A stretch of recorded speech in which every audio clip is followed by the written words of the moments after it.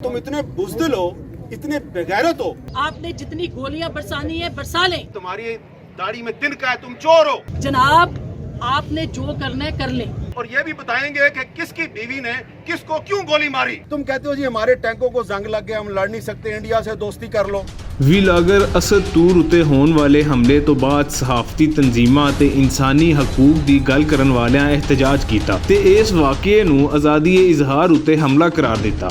जुल्म के ये ज़ाब्ते हम नहीं मानते, हक हमारा, आज़ादी, फ्रीडम। ਇਸ ਮੌਕੇ ਉੱਤੇ ਸੀਨੀਅਰ ਸਹਾਫੀ ਹਾਮਿਦ ਮੀਰ ਹੋਰੀ ਇਤਨੇ ਗੁੱਸੇ ਵਿੱਚ ਨਜ਼ਰ ਆਏ ਕਿ ਜਿਵੇਂ ਉਹ ਜਜ਼ਬਾਤਾਂ ਵਿੱਚ ਇਹ ਵੀ ਭੁੱਲ ਗਏ ਕਿ ਹਾਲੇ ਇਸ ਮੁਬੈਨਾ ਤਸ਼ੱਦਦ ਕੇਸ ਦੀ ਕੋਈ ਬਕਾਇਦਾ ਤਫਤੀਸ਼ ਨਹੀਂ ਹੋਈ ਤੇ ਨਾ ਹੀ ਇਹ ਸਾਬਿਤ ਹੋਇਆ ਕਿ ਤੂਰ ਹੋਰਾਂ ਉੱਤੇ ਤਸ਼ੱਦਦ ਕਰਨ ਵਾਲੇ ਵਾਕਈ ISI ਜਾਂ ਕਿਸੇ ਹਸਾਸ ਇਦਾਰੇ ਦੇ ਮੁਲਾਜ਼ਮ ਸਨ। ਮੀਰ ਹੋਰੀ ਅਸਦ ਤੂਰ ਦੇ ਮੌਕਿਫ ਨੂੰ ਬੁਨਿਆਦ ਬਣਾ ਕੇ ਜਜ਼ਬਾਤੀ ਹੁੰਦਿਆਂ ਇੰਨਾ ਅਗਾਂਹ ਨਿਕਲ ਗਏ ਕਿ ਜਿਵੇਂ ਫੌਜ ਨਾਲ ਉਹਨਾਂ ਦੀ ਜ਼ਾਤੀ ਦੁਸ਼ਮਣੀ ਹੋਵੇ। इसको मारा भी और फिर कहा कि ये तो जनाब पॉलिटिकल असाइलम लेना चाहता है।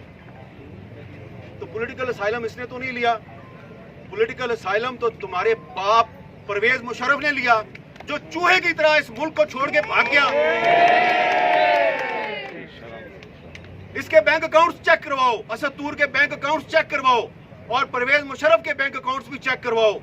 पता चल जाएगा कि गैर मुल्की ताकतों से फंडिंग किसको मिलती है। तुमने इससे नारा लगवाया इजराइल मुर्दाबाद, इसलिए कि तुम्हारी दाढ़ी में तिनका है, तुम चोर हो।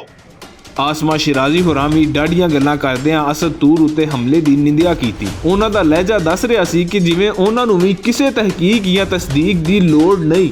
हम उनके बारे में बताएंगे कि कौन कौन कहाँ से टेलीफोन करके हमें धमकियां देता है कि फलाने जर्नैल का नाम नहीं आना चाहिए, फलाने का नाम नहीं आना चाहिए, वरना आपके बारे में ये मुहिम शुरू कर दी जाएगी, आपके बारे में ये बात कर दी जाएगी।